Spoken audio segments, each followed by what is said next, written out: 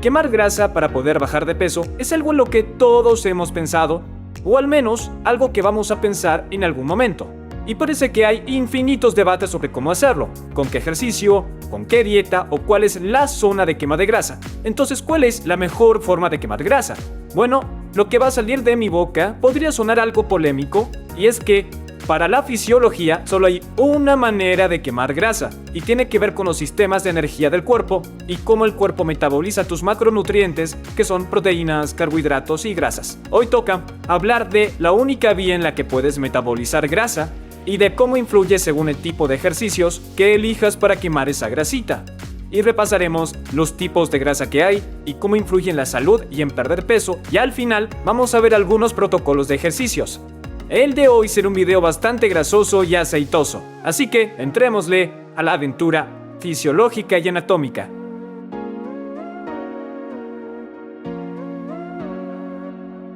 Repasemos unos datos claves sobre la grasa, porque no toda la grasa es igual. Además, nos va a ayudar a entender los mecanismos involucrados en perder grasa. La mayor parte de lo que hay en adultos es tejido adiposo blanco o grasa blanca, así que si digo grasa o tejido adiposo de a ratos, solo ten en cuenta que hablo de la misma grasa. Pero aquí tienes un ejemplo de esto en el cadáver, y sí, es más amarillo en este cadáver, puedes agradecérselo al embalsamamiento, porque en ti sería más de un color blanco o amarillo claro. La grasa blanca almacena energía para amortiguar y aislar y se acumula bajo la piel o rodeando los órganos. Además, podemos subdividirla por su ubicación. La grasa subcutánea se encuentra justo debajo de la piel, pero encima de los músculos. Por eso oculta nuestros abdominales y otros músculos si es gruesa, porque la grasa subcutánea puede medir milímetros de grosor, como en esta pierna, o muchos centímetros o pulgadas, como en esta disección abdominal. Luego está la grasa visceral, que está bien adentro, envolviendo órganos como el corazón, el hígado e intestinos, y su grosor también va a variar. En este cuerpo puedes ver que es delgada y lo que muchos dirían como más saludable, pero en este cuerpo vemos mucha más grasa visceral, lo cual se consideraría una cantidad insalubre. Y si les digo lo de saludable versus insalubre, es porque a la grasa visceral se la denomina la grasa peligrosa porque su exceso implica más problemas de salud como diabetes tipo 2, del corazón y presión alta. Y estudios muestran que puede disparar la inflamación y hasta complicar la sensibilidad a la insulina. Hablaremos sobre si puedes o no apuntar a la pérdida de grasa visceral versus la grasa subcutánea un poco más adelante. Pero también hay tejido adiposo marrón o grasa marrón, que es más común en bebés, y ese color es porque está llena de mitocondrias especializadas y vasos sanguíneos. Al contrario de la blanca, la marrón quema calorías para aumentar la temperatura. A ver, los adultos tienen algo de grasa marrón, mayormente en el cuello y espalda, y estudios dicen que exponerse al frío podría aumentarla o activar las mitocondrias especiales, lo cual hablamos con más detalle en nuestro otro video si quieres verlo después de este. Pero ahora queremos entender cómo se comporta el tejido adiposo cuando ganas o pierdes peso. O sea, ¿qué pasa cuando el tejido se vuelve grueso al subir de peso? ¿Y qué pasa cuando adelgaza al bajar de peso? Bueno, el tejido adiposo se clasifica como un tejido conectivo, compuesto por células grasas y una red laxa de fibras de colágeno dispersas entre células grasas. El término científico para célula grasa es adipocito, así que si digo célula grasa, adipocito o célula adiposa durante este video, vamos a hablar de la misma grasa. Pero estas células son como pequeños almacenes repletas de triglicéridos. Y un triglicérido es una molécula de glicerol unida a 3 ácidos grasos. Y si fueras a subir de peso, en forma de grasa, estas células se llenarían con más triglicéridos, lo que hará que las células se agranden. Y si estas células se hacen más grandes, causará que nuestro tejido graso se vuelva más grueso. Ahora, ¿qué ocurre si en cambio bajas de peso por perder grasa? Esto suele pasar por restricción calórica, ejercicio o una combinación de ambos. En esas situaciones, señales viajarán a las células grasas, haciendo que las células realicen lipólisis. Lipo se refiere a grasas y lisis a descomposición. Así que en este caso, los triglicéridos se descompondrán y los ácidos grasos se liberarán desde las células grasas. Y por fuera de las células grasas, también hay vasos sanguíneos, llamados capilares, que van a captar los ácidos grasos. Una vez en la sangre, significa que los ácidos podrían ser transportados a cualquier célula por el cuerpo que pueda necesitar ácidos como energía. Podría ser un músculo del cuádriceps que estuviste contrayendo haciendo ejercicio. Y en general, las células grasas que liberan más ácidos de los que almacenan se encogerán. Y mientras sigan encogiéndose, esto hará que el tejido adelgace y hará que te sea más fácil ver esos músculos agarrables bajo la piel. Pero volvamos a la parte donde sacamos los ácidos grasos de las células grasas y van al torrente sanguíneo. No olvides que dije, una vez en la sangre, los ácidos grasos podrán ir casi a cualquier célula para suministrar energía, y esto incluye a las musculares, a las que también se les suele decir fibras musculares. Sin embargo, otra cosa que dije es que solo hay una manera de quemar ácidos grasos. Toca hablar de los 3 sistemas de energía del cuerpo humano. Y con toda esta charla sobre quemar grasa y los sistemas de energía humanos, a lo mejor les puede interesar controlar sus calorías de una manera muy genial. Llega el sponsor de nuestro video de hoy, llega Cal-Eye. Cal-Eye es una app increíble que hace del registro de calorías algo fácil, tan fácil como sacar una foto.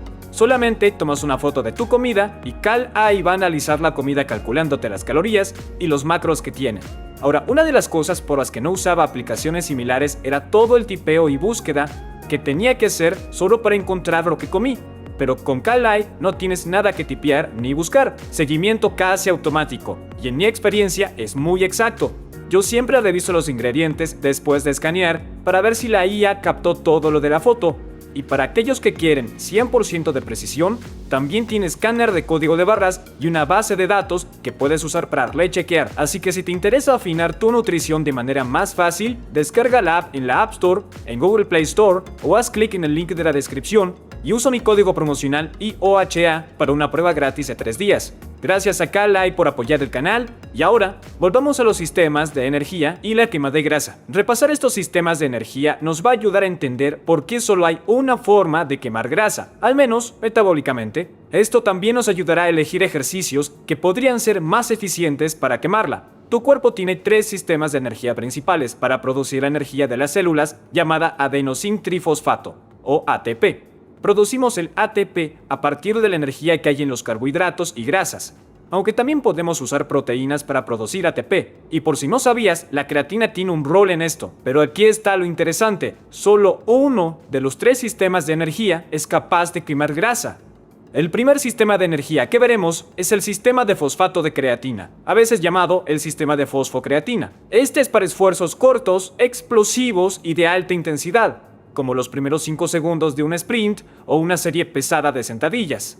Usa la fosfocreatina almacenada en tus músculos para regenerar el ATP con rapidez. Y si miras el diagrama, la fosfocreatina dona su fosfato, el ADP, con la ayuda de una enzima llamada creatina quinasa para formar rápido más ATP. El beneficio de este sistema es que no se necesita oxígeno y es súper rápido, pero la contra es que almacenas poca cantidad de fosfocreatina en los músculos, así que dura casi nada, como 5 a 10 segundos. Pero con suplementos de creatina, puedes almacenar más fosfocreatina en músculos y extender ese tiempo por unos segundos más, lo cual explica cómo la creatina mejora el rendimiento, y hay más detalles de eso en el video de creatina que también eres más que bienvenido a ver. Pero fíjate, no se quema grasa con este sistema de energía. El siguiente sistema de energía es la glucólisis anaeróbica. Anaeróbico es de sin oxígeno y glucólisis por la descomposición de la glucosa. Este es para actividades de duración media y alta intensidad, como de 10 a 120 segundos, de ejercicios o de intervalos altos. El beneficio de este es que es relativamente rápido para generar el ATP. Pero sin oxígeno, la descomposición de una molécula de glucosa solo produce un neto de 2 moléculas de ATP. Eventualmente, entre 90 a 120 segundos, las 2 moléculas de ATP producidas por las de glucosa no serán suficientes para sostener ese esfuerzo tan intenso por mucho más de 120 segundos y tendrás que parar o bajar el ritmo.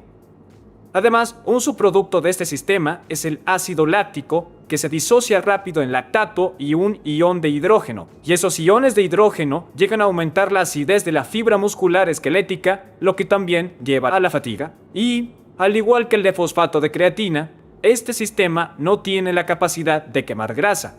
Ahora sí, tenemos el tercer sistema, el sistema de energía aeróbico, a veces también llamado fosforilación oxidativa.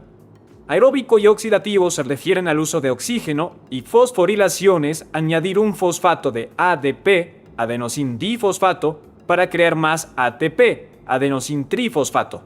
En otras palabras, vamos a crear un montón de ATP a partir de este sistema aeróbico, y podríamos decir que es un motivo por el cual respiran, porque no es que solo usa oxígeno, también produce dióxido de carbono como su producto y es el único sistema de energía que descompone grasas. Así que, a lo mejor te surgió la idea de que ciertas formas de ejercicio podrían ser mejores para estimular este sistema y con esto mejorar la quema de grasa.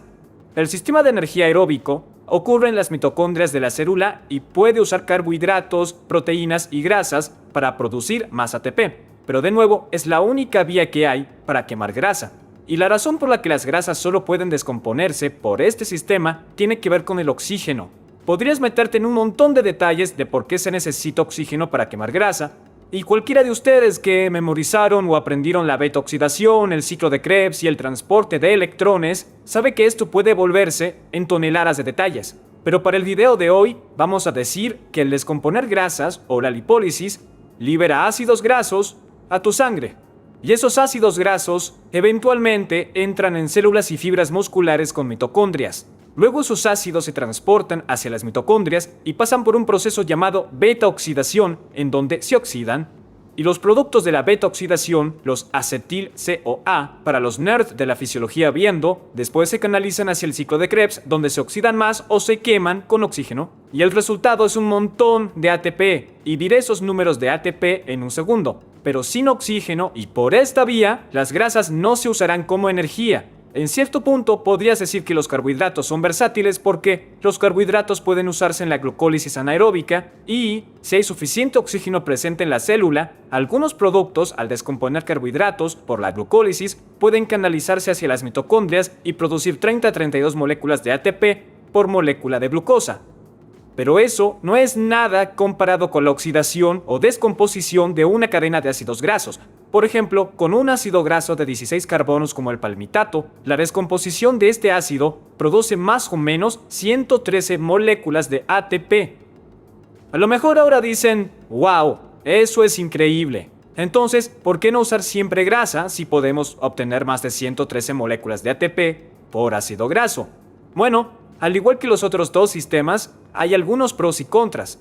Los pros del sistema aeróbico son la cantidad de ATP que obtienes y lo que parece un suministro de energía infinito, porque casi medio kilo de grasa tiene unas 3.500 calorías y una persona de 80 kilos con 15% de grasa corporal tiene cerca de 94.500 calorías en reserva.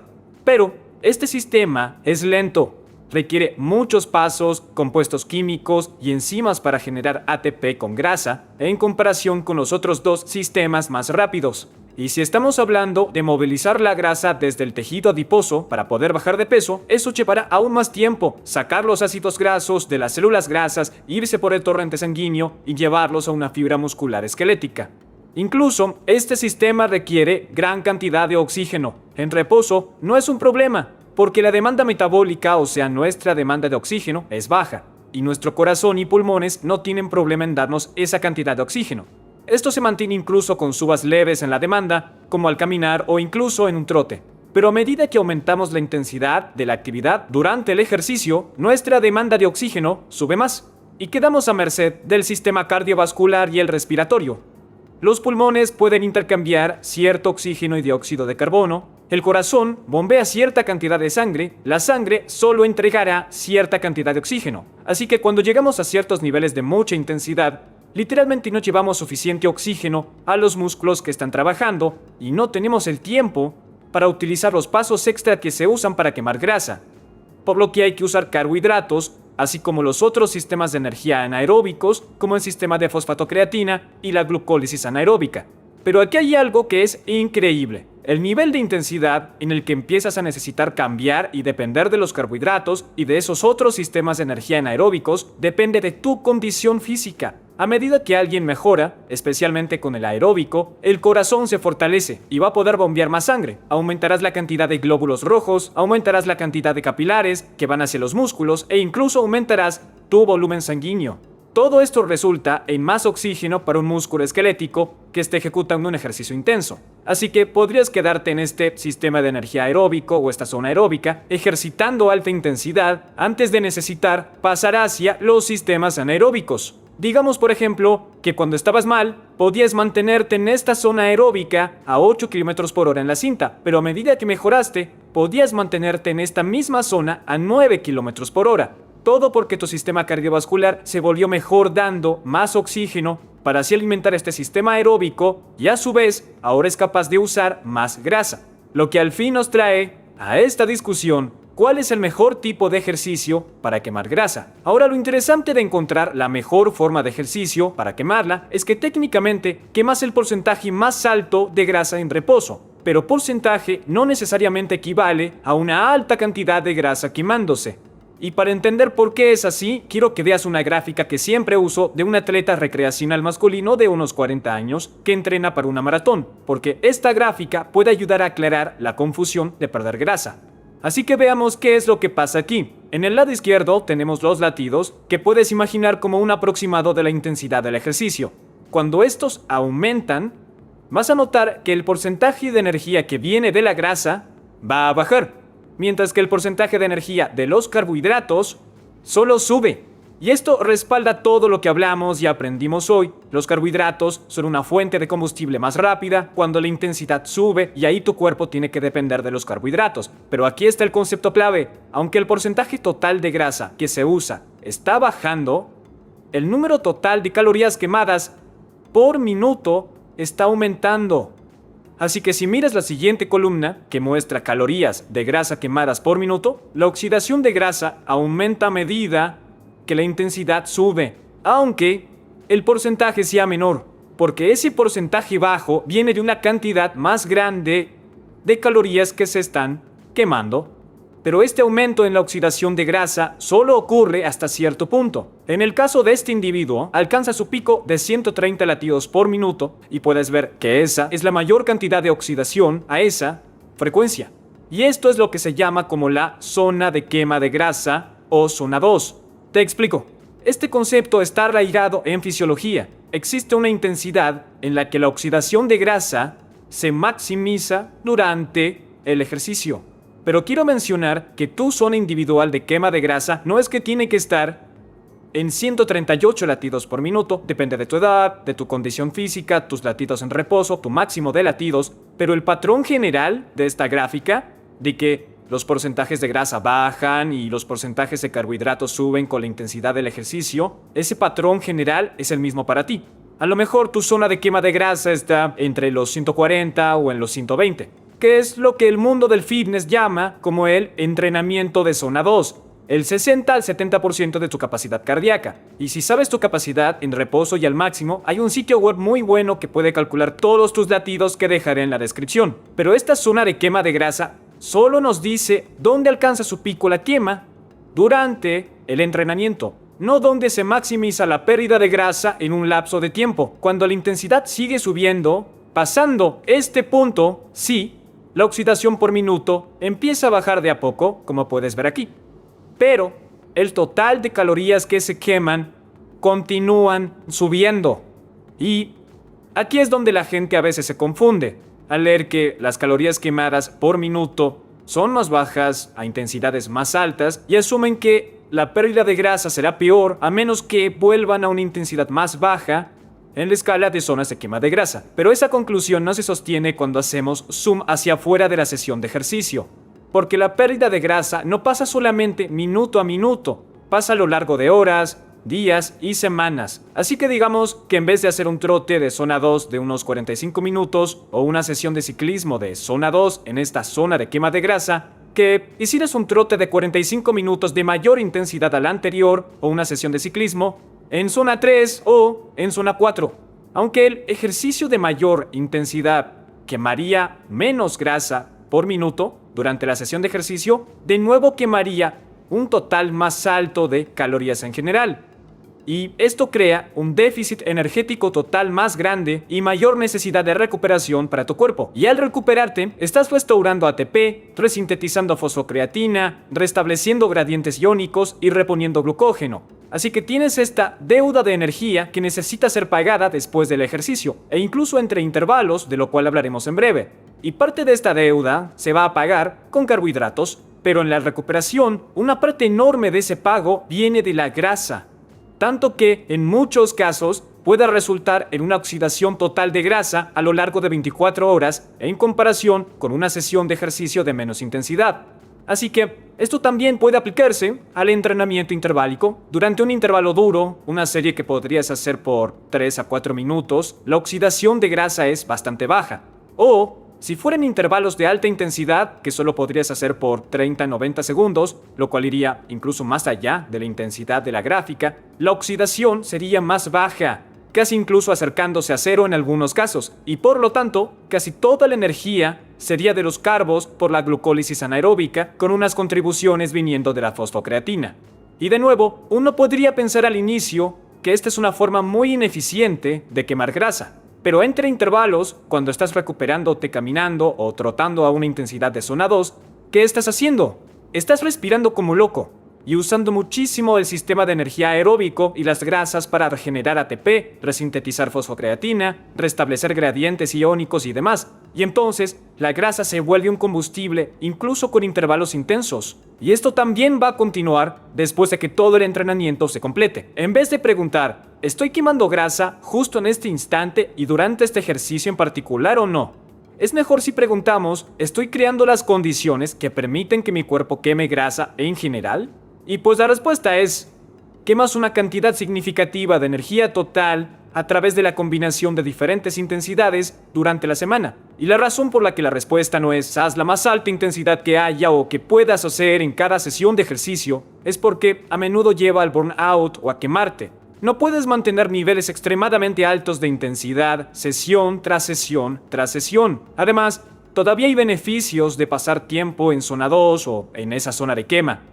Aunque técnicamente podrías quemar una mayor cantidad a intensidades altas, la zona 2 igual quema una cantidad decente, y hay muchos otros beneficios de pasar tiempo cada semana en zona 2. Esto incluye los beneficios que tiene para estimular la biosíntesis mitocondrial, lo que significa que las mitocondrias que tienes se agrandan y creas más de ellas, lo cual tiene beneficios metabólicos como reducir tu riesgo de diabetes tipo 2, por ejemplo. Además, desplaza la gráfica, o sea, la zona 2 entrena a tu cuerpo para metabolizar incluso más grasas en esa zona de quema de grasa, así que empezarás a ver que este número subirá al mismo nivel de intensidad y también se va a trasladar a tu capacidad general de quemar grasa, incluso cuando hagas días de mayor intensidad. Y no nos olvidemos de los beneficios de preservar masa muscular, por lo cual el entrenamiento de fuerza quemará algunas calorías, además de los beneficios de quemar fuerza, mejorar la densidad ósea y ayudar a mantener necesidades energéticas un poco más altas. Así que si viste nuestro canal antes, sabes que suelo preferir una división que incluye hacer entrenamiento de fuerza los martes, jueves y sábados, donde alternas días de tren superior con los de tren inferior, y podrías hacer entrenamiento cardiovascular los lunes, miércoles y viernes. Y podrías hacer muchas combinaciones de entrenamiento de cardio. Tengo pacientes a los que les gusta alternar los días de cardio. Un día de cardio hacen zona 2 y al siguiente de cardio hacen alta intensidad. Y siguen alternando, así que una semana meten 2 veces zona 2 y una de alta intensidad y la siguiente a la inversa.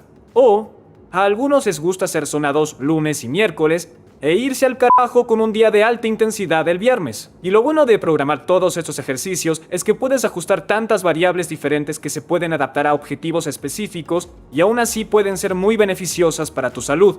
Y aún tenemos la gráfica de entrenamientos, de la cual puedo dejar su link abajo por si quieres verla.